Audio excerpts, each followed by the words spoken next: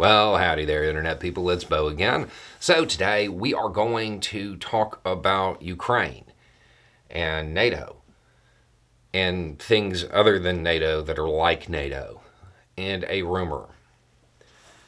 At time of filming, there is a rumor that is circulating within foreign policy circles. The rumor suggests that there's going to be a deal, an agreement that gets announced for Ukraine. It's not coming from NATO, though. Okay, it's going to be an agreement that will help Ukraine obtain intelligence, logistics, training, supply, all kinds of things. And it's coming from NATO countries, mostly NATO countries. Really looks like the G7. But it's not a NATO deal. So the obvious questions, assuming this rumor proves to be true and an agreement gets announced, I'm half expecting the agreement to be at least hinted to prior to this video being published. But the big questions will be, how does this differ from what they're getting now, and how does it differ from NATO membership? Ukraine wants NATO membership. Okay, so the big difference in the rumored deal and NATO membership is that NATO countries will not have an obligation to defend Ukraine if it is attacked, because it's already under attack. That's going to be the real big difference. When it comes to NATO membership, Ukraine pretty much meets, almost all of the standard requirements. One of the big ones is being able to integrate with other NATO countries. Because of the amount of equipment and training they have received from NATO countries, realistically, Ukraine would probably integrate better with the US or the British military than a lot of other NATO countries, because they've gotten a lot of training in how NATO does things. But the fact that they're currently under attack is a big stumbling block. So that's the big difference there. How does it differ from what they're getting now? Because they're already getting logistics, intelligence, supply, training, all of that stuff. The rumor says that it is going to be for a specified period of time. Right now, the assistance they're getting is very piecemeal. It's just being thrown together. You hear it so often now that the latest aid package doesn't really mean much, because you have to go back and look and see, what they're actually talking about, because there's so many. It will be for a specified period of time, and the rumor suggests that period of time will be measured in years.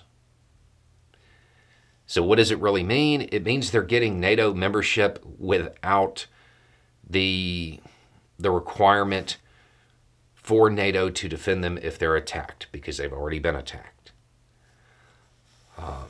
It's providing a long-term commitment. Why does this matter? Because right now, Russia is really hoping that the West gets bored, that resolve in the West breaks, and the assistance that Ukraine is getting dries up. They're really hoping for that right now, because they don't have much longer that they can continue to cook the books economically and keep everything afloat. So they really need the West to get bored, the West to lose its resolve. And they're putting a lot of effort into encouraging the various populations in NATO countries to get bored with it. They're using influence operations to do that. A multi-year agreement tells Russia that that's not going to happen. A long-term agreement puts Russia on notice that if they want to keep up the aggression, they want to really try to actually keep this land that they've taken, it's not going to end. They're not going to be able to wait out the West.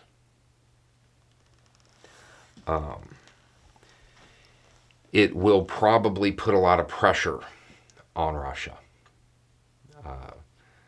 It's a decent plan from the rumor. We'll have to wait and see what comes of it, and if a deal gets announced and all of the details. But from what is rumored to be the plan,